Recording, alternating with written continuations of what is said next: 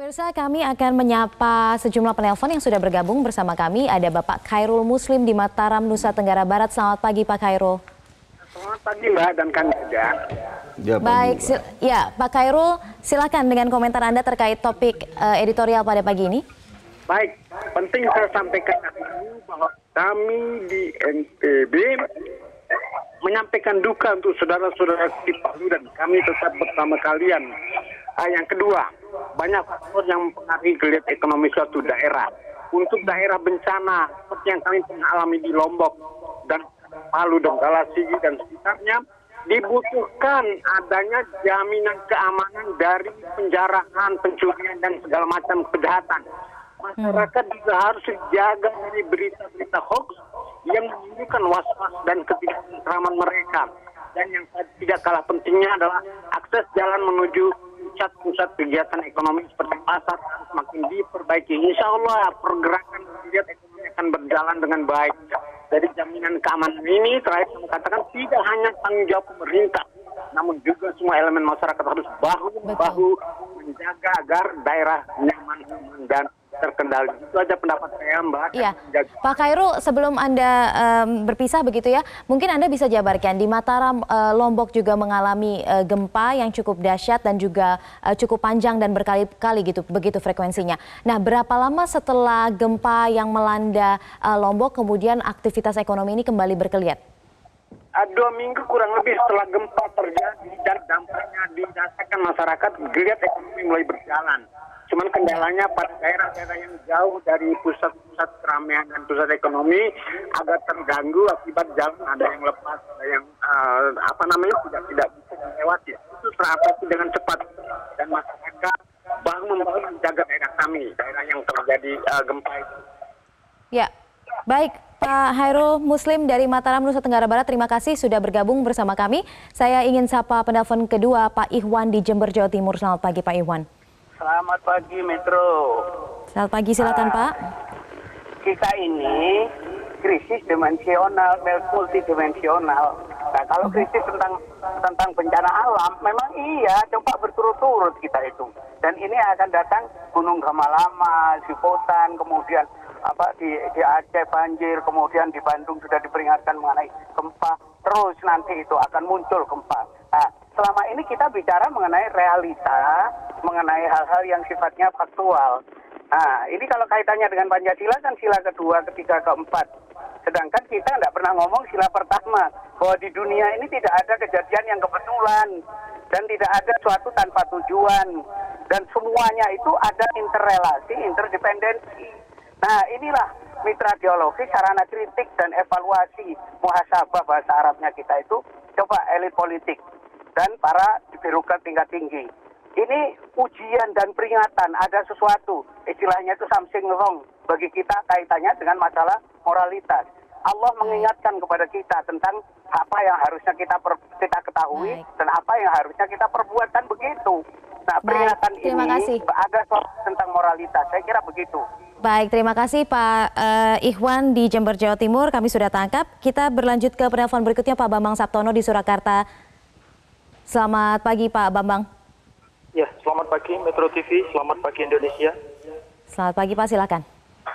Ya, kami turut berduka atas musibah bencana gempa dan tsunami yang melanda di Sulawesi Tengah, khususnya yang di Palu dan Donggala.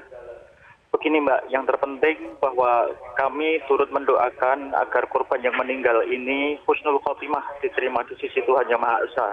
Yang kedua, bahwa korban yang sekarang ini dirawat di rumah sakit maupun yang sedang sakit keras, semoga mendapat mukjizat segera disembuhkan oleh Allah. Kemudian Mbak, yang sehat-sehat, sekarang ini semoga masyarakat yang menjadi korban gempa dan tsunami ini segera mendapatkan kehidupan yang layak, yaitu sandang, papan, dan pangan. Ini karena mereka ini hidup di pengungsian, jumlahnya juga sangat banyak, ribuan. Nah, oleh karena itu memang pemerintah pun juga sudah bersusah payah dari awal untuk menyelamatkan atau untuk menangani kaitannya dengan korban bencana gempa dan tsunami ini. Saya juga menaruh apresiasi Metro TV yang setiap hari sudah menyiarkan kaitannya dengan perkembangan yang ada di Palu dan Donggala. Ini sungguh luar biasa sekali. Dari hari pertama kami melihat itu. Kemudian Mbak, pemerintah sudah tidak kurang-kurang dari hari pertama, bahkan kami melihat Basarnas, kemudian TNI Polri itu juga sudah aksi di tempat gempa. Kemudian kami juga melihat hari Sabtunya ketika Jumat itu ada bencana, hari Sabtunya itu Pak Presiden juga doa bersama di Solo. Kemudian beliau juga minggunya langsung tindak ke sana, ke Palu. Kemudian diulang lagi kemarin juga sudah ke Sulawesi Tengah lagi.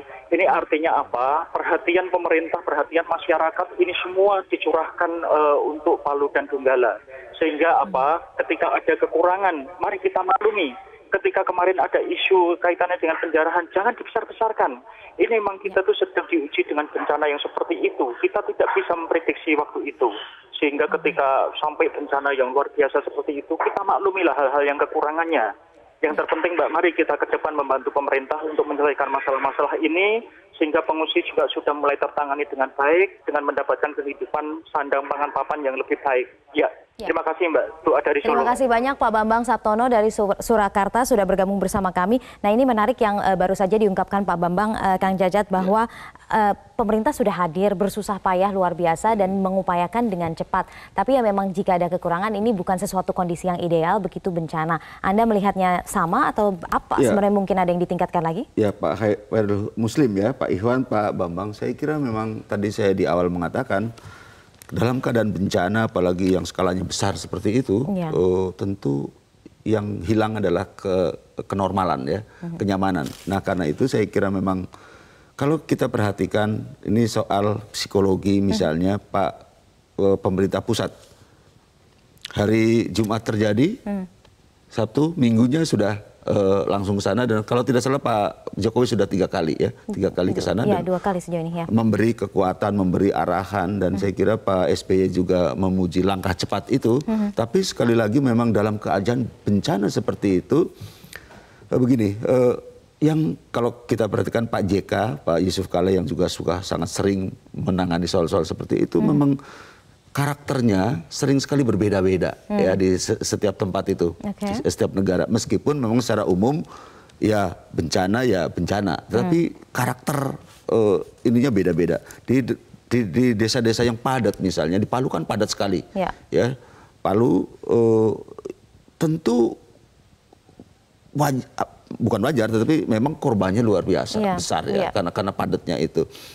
Jenis bantuan karakternya juga berbeda-beda. Saya ingin mengatakan bahwa evaluasi harus terus dilakukan dan memang harus diingatkan karena dalam keadaan seperti itu segala hal bisa terjadi. Tapi saya setuju bahwa kita fokus, bukan berarti penjarahan tidak boleh diberitakan, tapi kita harus ada fokus, harus ada fokus.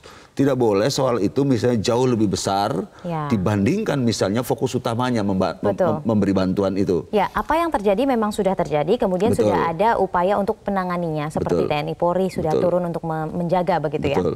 Nah, tapi kalau Anda melihat misalnya yang sekarang sudah mulai bergerak ke arah rehabilitasi, rekonstruksi, ini memang sesuatu yang perlu butuh waktu begitu ya, seperti membangun hunian sementara dan lain sebagainya. Tapi Anda melihat ini sesuatu tindakan yang cukup cepat atau tidak? Mengingat nih darurat ini baru 1 minggu berlalu. Kalau saya lihat tadi ada yang mengatakan Pak Khairul Muslim kalau tidak salah di NTB itu pasar menggeliat 2 minggu. 2 minggu, ya. Di sini tadi kalau yang kita bicarakan ini terutama di Palu kan justru seminggu sudah mulai juga menggeliat perekonomian di pasar-pasar itu. Artinya kalau dilihat dari sisi itu ada percepatan. Ya, padahal ini jauh lebih sulit sebenarnya karena padat perkampungannya di kota. Sementara kalau di Lombok kan kebanyakan desa-desa relatif juga mudah untuk mencari misalnya tempat untuk pengungsian, ya karena wilayahnya luas, tanahnya luas, banyak gitu. Tanah kosong, banyak tanah kosong, betul. Di Palu tidak seperti itu. Jadi saya kira memang lagi-lagi kalau ingin cepat ya secepatnya, tapi kan memang tidak mungkin kok dalam keadaan orang panik, secara psikologi juga tertekan. Ya semua saya kira pemerintah juga sama. Di daerah tentu juga tidak senormal dalam keadaan yang biasa itu. Jadi kalau waktu seminggu pasar sudah dan kemudian gardu listrik sudah pulih, SPBU juga sudah ini, dan bahkan jalur distribusi juga sudah terus mengalir dari kalau tidak salah dari daerah lain ya, bensin. Saya kira kok ini termasuk yang relatif cepat ya. Tentu